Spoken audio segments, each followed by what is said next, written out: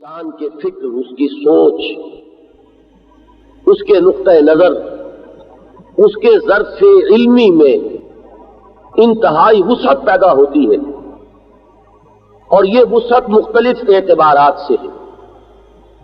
مثلاً ہمارا جو تصور ہے زندگی کا، اگر آپ غور کریں، ایک ایسا شخص کہ جو آخرت سے واقف نہیں ہے، وہ زندگی کو ناپتا ہے اسی سالوں اور مہینوں سے، 30، 40، 50، 60، 70 سال، یہ کل زندگی ہے۔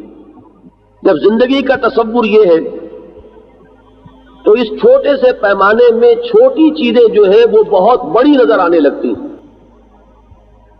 یہاں کی چھوٹی چھوٹی لذتیں بڑی اہم محسوس ہوتی ہیں، یہاں کی چھوٹی چھوٹی تکالیف، ان سے بھی انسان بہت زیادہ متاثر ہو جاتا ہے۔ یہاں کے چھوٹے چھوٹے نفع انسان کو غرور میں، فخر میں مبتلا کر دیتے ہیں، اترانے لگتا ہے، پھولے نہیں سماتا۔ اور یہاں کے چھوٹے چھوٹے نقصان ایسے ہیں کہ جس سے اس کی کمر ہمت ٹوٹ کر رہ جاتی ہے۔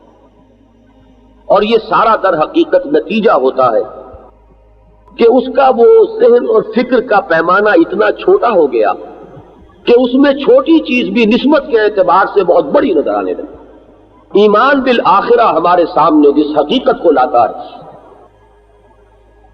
وہ علامہ اقبال کے الفاظ میں تو اسے پیمانہ امروز و فردا سے نہ ناپ، جاویداں بے ہم دواں ہر دم جواں ہے زندگی۔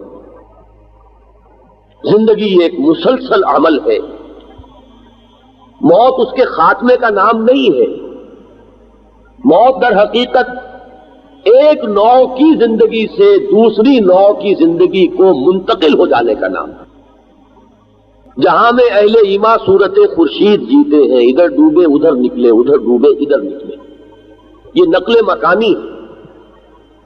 موت ایک زندگی کا وقفہ ہے، یعنی آگے بڑھے گے دم لے کر۔ اب آپ سوچئے کہ جس کا پیمانہ زندگی کا تصور اتنا وسیع ہو گیا، اس کا ایک لازمی نتیجہ یہ نکلے گا کہ یہاں کی بڑی بڑی کلفتیں بھی ہیچ نظر آئیں گی، یہاں کی بڑی بڑی مصیبتیں بھی بہت معمولی محسوس ہوں گی، یہاں کی منفعتیں، یہاں کے گینز بڑے حقیر سے نظر آئیں گے، یہاں کے نقصانات، یہاں کے لاسز، ان سے بھی انسان متاثر نہیں ہوگا، اس لیے کہ اس بڑے کانٹیکسٹ میں، بڑے پس منظر میں یہ چیزیں چھوٹی ہو جائیں گی، جبکہ ایک چھوٹے پس منظر میں چھوٹی چیز بھی بڑی نظر آتی ہے۔ یہ ہے وہ چیز جس کا نتیجہ یہ نکلتا ہے کہ اس دنیا میں انسان اسے جن حوادث سے، جن حادثوں سے دوچار ہونا پڑتا ہے، کون انسان ہے جس کی زندگی میں ایسے واقعات نہ ہوتے ہو؟ کسی عزیز کا انتقال ہو گیا، کوئی اور تکلیف اچانک انسان پر آ پڑی، کسی فوری سے نقصان سے سابقہ پیش آ گیا، کوئی موقع تھا بہت اچھا وہ ہاتھ سے نکل گیا۔ یہ وہ چیزیں ہیں کہ جن سے ہر انسان کو مختلف اوقات میں، مختلف صورتوں میں سابقہ پیش آتا ہے۔ اب ایک تو وہ شخص ہے کہ جس کی دنیا ہے ہی کل یہ دنیا کی زندگی،